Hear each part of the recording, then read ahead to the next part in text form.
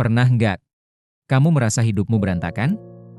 Hati gelisah, pikiran sempit, rezeki terasa berat, hubungan dengan manusia rusak. Padahal kamu masih makan, masih tertawa, masih terlihat baik-baik saja. Tapi ternyata, ada satu tiang dalam hidupmu yang mulai retak. Bukan rumahmu, bukan pekerjaanmu, tapi syalatmu. Rasulullah bersabda, pokok segala urusan adalah Islam, tiangnya adalah sholat. Hadis riwayat Tirmidzi nomor 2616.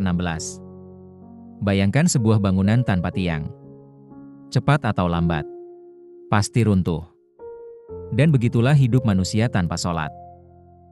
Ada seorang pemuda yang hidupnya kacau. Ia mudah marah, sulit tidur. Hatinya kosong meski dunia ada di tangannya.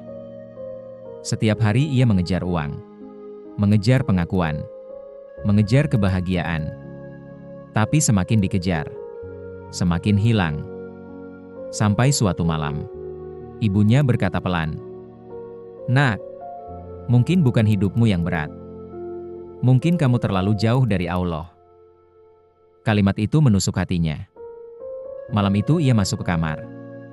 Sudah lama sajadahnya berdebu. Sudah lama dahinya tak menyentuh lantai dalam sujud yang sungguh-sungguh.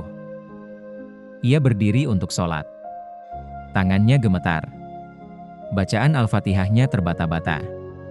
Tapi untuk pertama kalinya, ia menangis dalam sujud. Dan anehnya, bukan semua masalahnya langsung hilang. Tapi hatinya mulai hidup kembali. Karena ternyata sholat bukan hanya kewajiban. Sholat adalah tempat pulang bagi jiwa yang lelah. Allah berfirman, "Jadikanlah sabar dan sholat sebagai penolongmu." Quran Surat Al-Baqarah ayat 45. Sholat bukan sekadar gerakan. Bukan hanya rutinitas 5 kali sehari. Tapi sholat adalah tanda, apakah kita masih memiliki hubungan dengan Allah atau tidak. Rasulullah juga bersabda, amalan pertama yang akan dihisab pada hari kiamat adalah sholat. Hadis riwayat Abu Dawud nomor 864, Tirmidzi nomor 413. Jika sholatnya baik, maka baiklah seluruh amalnya. Jika sholatnya rusak, maka rusak pula seluruh amalnya. Betapa banyak manusia hari ini terlihat kuat di luar, tapi rapuh di dalam. Karena tubuhnya hidup, namun ruhnya lapar. Dan makanan ruh itu adalah sholat. Mungkin hari ini kita masih sering menunda sholat. Masih malas ke masjid. Masih sibuk dengan dunia, sampai lupa memanggil Allah.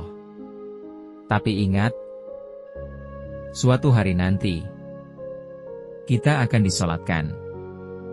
Dan saat itu terjadi, harta tak ikut turun ke liang lahat. Jabatan tak ikut menemani. Followers, teman, semua pergi. Yang tersisa hanyalah amal. Dan salah satu yang pertama ditanya adalah, bagaimana sholatmu?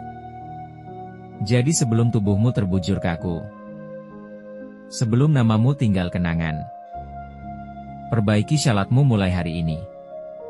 Karena bisa jadi, bukan rezekimu yang kurang, bukan hidupmu yang hancur, tapi ada sholat yang selama ini kamu abaikan. Kembalilah kepada Allah. Sebab orang yang menjaga sholat, tidak akan pernah benar-benar kehilangan arah hidupnya.